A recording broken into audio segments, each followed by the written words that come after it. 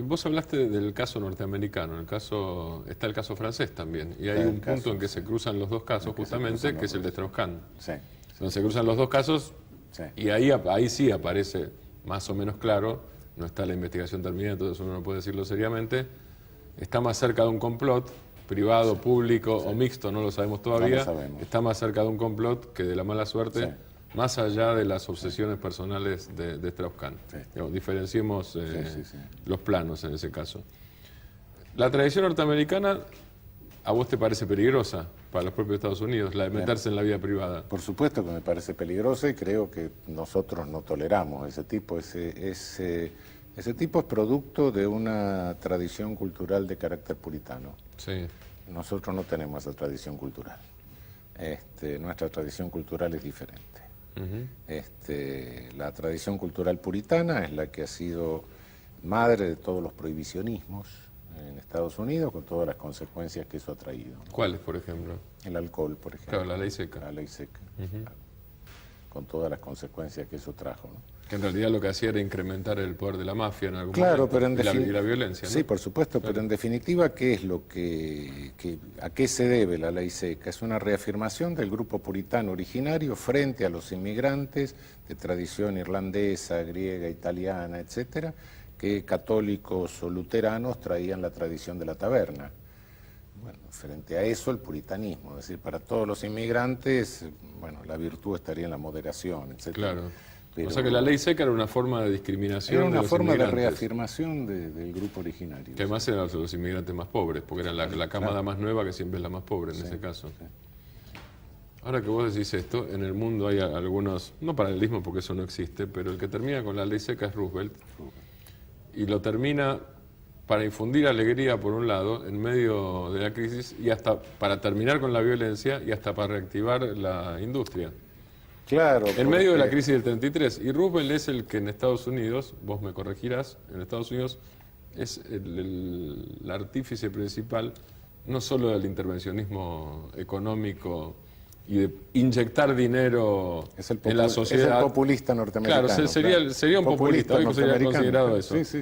Entonces, no solo eso, sino que es el que evita que el pueblo norteamericano caiga en alguna forma de fascismo en ese momento, Sí. como el alemán o el italiano. Y había un gran riesgo. Sí, Roosevelt es 1933, Hitler es 1933, Claro, digamos que había un no enorme riesgo. estamos hablando de épocas No. diferentes. No. ¿Qué otros prohibicionismos podés mencionar aparte de la ley seca? Bueno, en realidad es muy curioso cómo empiezan los prohibicionismos ahí.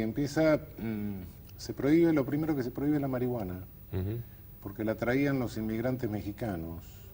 Entonces era una reafirmación frente a la invasión de la cultura latina por parte de los mexicanos. Se prohíbe mucho antes que el opio. No obstante que sabemos que el opio como tóxico es Claro. mucho más Sí. nocivo, mucho más grave. Y luego recién se prohíben los opiáceos. Es decir, siempre había que se prohíben por otra parte como reafirmación frente a la introducción de los chinos, los orientales. Es decir, siempre esas prohibiciones fueron producto de un puritanismo, y eso sí, eso le permite a que se puedan meter en la vida privada de los políticos, de los hombres públicos, etcétera, entendiendo por vida privada, no los bien, entendiendo por la vida íntima. La vida íntima, sí, la sí. intimidad de la persona. Sí, sí. ¿No? ¿Cómo es la tradición europea, la tradición francesa, por ejemplo, ya que hablamos del caso de Strauss-Kahn, que cruza las dos cosas en cuanto a la diferencia entre vida privada y pública? No, la tradición francesa no le hace ninguna gracia meterse en la vida privada de las personas. Por lo menos hasta ahora, ¿no? Tal vez haya cambiado un poco. Por lo menos hasta ahora, no sé si ahora esté cambiando, pero por lo menos hasta ahora. Hemos visto presidentes de Francia que tenían hijos extramatrimoniales y sin embargo eso salió a la luz después que fallecieron. Sí.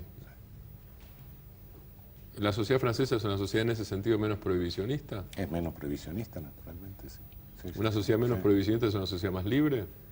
Claro que es una sociedad más libre, si cada cual está, en la medida en que uno se mete en la intimidad de la persona, quiere regularle o disciplinarle hasta su propia intimidad. Porque vos hablaste de censurismo, de prohibicionismo, cuando uno le pone ismo, son ideologías, obviamente. Son ideologías. Obviamente, los límites Sí. existen siempre y las leyes prohíben cosas. Sí. El prohibicionismo es una cosa Una El cosa censurismo es la exaltación de la censura. de Que la en realidad censura, claro. vos estás diciendo Claro. que no querés ningún tipo de censura. Vos No, hablás absolutamente. de autolimitación, Claro. ni siquiera institucional. No, de tipo ético, más. ¿La Argentina tiene tradición prohibicionista, tiene tradición libre, ambas a la vez? ¿Y cuáles serían las proporciones? ¿O cuáles serían las proporciones? No, creo que nosotros tenemos una tradición, bueno, por más que haya tendencias prohibicionistas, por más que haya tendencias... Más allá de meterse uno en la vida censuristas, privada, porque me parece que este tema, tal como lo vamos bueno, hilvanando, lo me doy cuenta hemos que tiene que ver visto, con otras cosas. La intimidad de nuestros políticos, de nuestros hombres públicos, etcétera, solamente se ha hecho pública cuando la persona la ha hecho pública. Pero no se han metido en general. Digamos, a el destruir divorcio a nadie, de Menem y por Zulema, ejemplo, porque por claro, ejemplo, no quería hacer caso, no, quería lo hacer digo casuismo, yo, claro, pero se hace con fuerzas de seguridad pública, Exacto, en sí, la sí, Quinta sí. de Olivos. Fue la persona que de alguna Sí. manera lo hizo, pero creo que a ninguno de nosotros en la sociedad argentina en general, y creo que es opinión dominante, no nos agrada el ataque por ese lado, o meterse en la intimidad de la persona. En ese sentido creo que somos una sociedad más libre y más respetuosa. Y pero hay a veces una cierta, un cierto gusto, más allá del tema de la vida privada y la pública y de mezclar las dos cosas. Hay tendencias parecidas al prohibicionismo en algunas esferas. Sí, tendencia sí. El prohibicionismo es otra cosa. Naturalmente que de repente hay brotes de puritanismo, sí. Sí. Bastante hipócritas por regla general, ¿no? Ujú. Hay brotes sí, de esa naturaleza, existen, pero son dominantes en la sociedad. ¿Le gusta a nuestra sociedad? ¿Le agrada?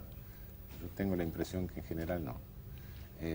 Por ahí podemos tener una manifestación externa, pero en el Sí. fondo creo que nosotros privilegiamos la libertad.